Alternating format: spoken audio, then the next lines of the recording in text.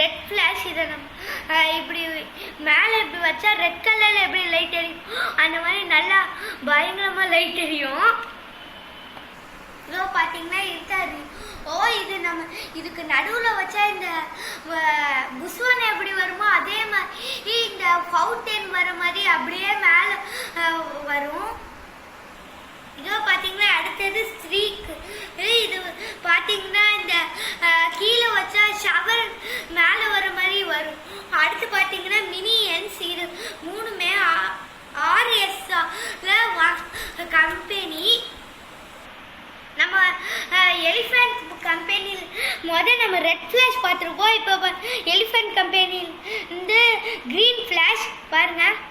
அடுத்து என்னன்னா இங்க பாருங்க பாம். இதுதான் இது கிரீன் பாம். நல்லா சவுண்டை வெடிக்கும். எங்க கிட்ட இருக்க ரொம்ப சவுண்டான வெடினா அது இதுதான். அடுத்து நம்ம பார்க்க போம் ஸ்பார்க்கிள்ஸ். இல்லைன்னா 1 2 3 4 5 பிங்க் வச்சுருக்கோம், ஒரு சில்வர் வச்சுருக்கோம். அடுத்து பார்த்தீங்கன்னா இங்கே பாருங்கள் பெருசு ஸ்பார்க்கிள்ஸு. பார்த்தீங்கன்னா இது ரொம்ப பெருசு, அதுவும் க்ரீன் கலரில் இது நைட்டில் வெடிச்சா அழகாக இருக்கும்.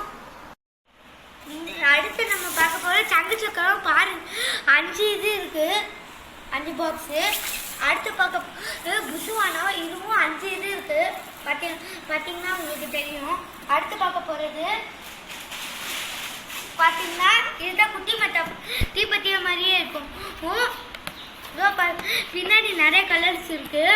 நம்மளுக்கு என்ன கலர் வேணுமோ எடுத்து போட்டுக்கலாம். கம்மி வாட்சப்போ கூட ஏதாச்சும் பற்றிக்கலாம். அடுத்து பார்க்க போகிறது நம்ம பாருங்கள் சீனி பாருங்கள் 4 பேக்கெட் இருக்குது. இதோ பாருங்கள் இருக்க சீனி இது உள்ளே உங்களுக்கு தெரியும். அடுத்து நம்ம பார்க்க போகிறோம் லக்ஷ்மியோடி.